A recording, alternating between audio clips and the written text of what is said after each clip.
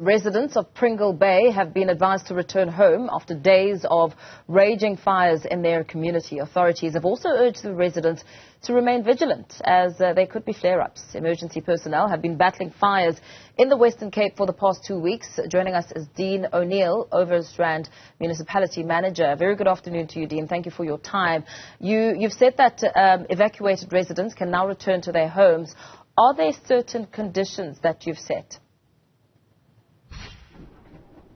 Yes, we've given the order that they can return back to their homes, but it's like provisional. So because the fire is so unpredictable, just as we're speaking now, 10 minutes ago, we ordered another evacuation in some of the areas in Pringle Bay.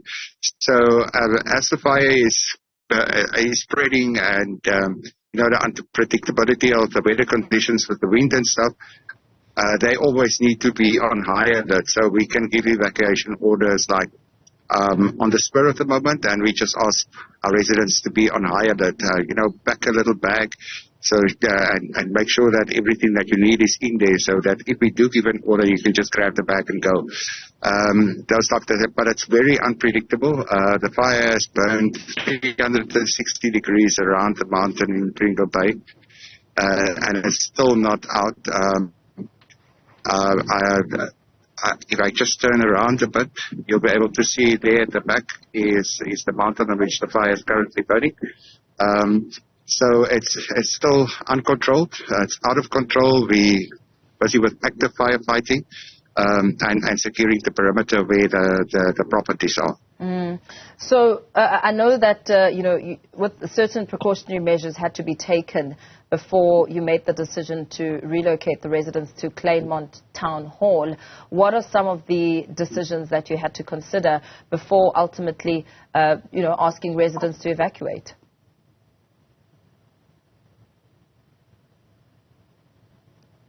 Yeah.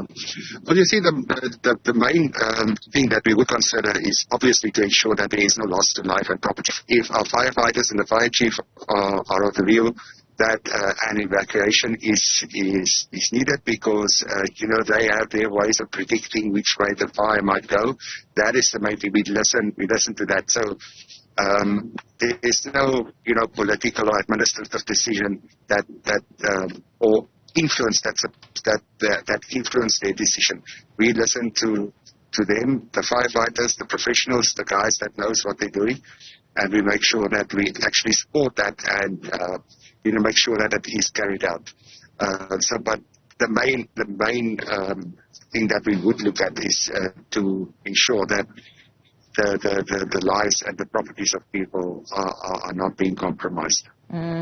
And in terms of damage sustained, where are you standing with the impact of these wildfires? Yeah.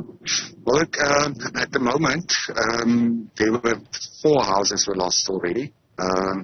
I do not have the numbers, in terms of what the value of the houses were, but for some people that's actually priceless because it's the only home. And then, of course, in this area, the area that burned actually wasn't that big, but it was around the mountain, and we are in a the type of nature reserve area that forms part of the Kugelberg Nature Reserve. But we understand the whole thing about periodic fires and how it actually assist nature to come back better and stronger and all of that. But in terms of the houses that was lost, that's 4 already. And also some of Eskom, supply lines were also lost.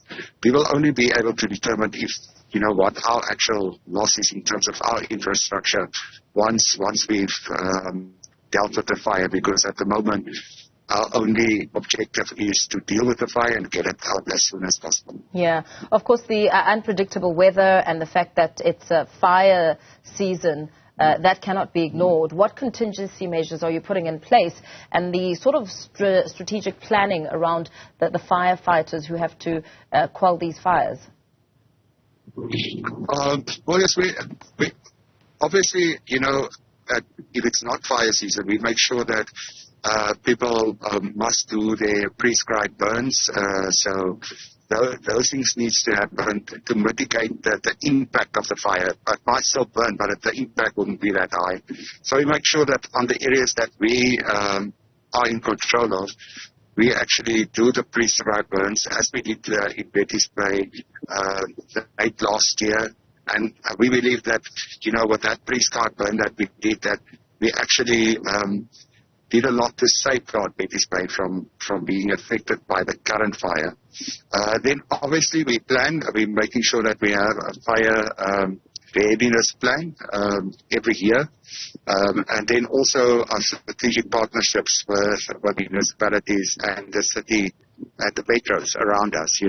Should we, like we do, like it was the case now, should we have the need to get extra resources in, we can get them from our neighbors.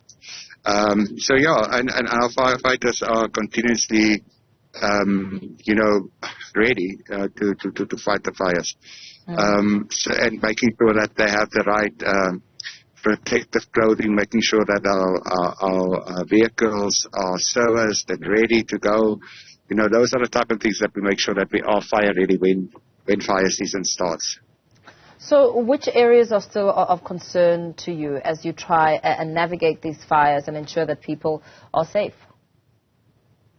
Well, the areas that are currently still actively burning are the ones where I am at present, the Pringle Bay area, Pringle Bay, Betty's Bay area.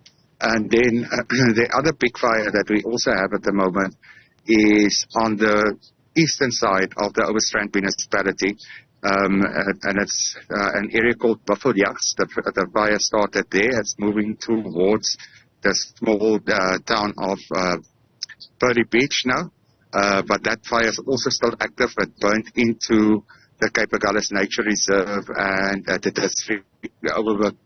district municipality are also assisting us with that fire on that side, because it's actually in their area and in our area now.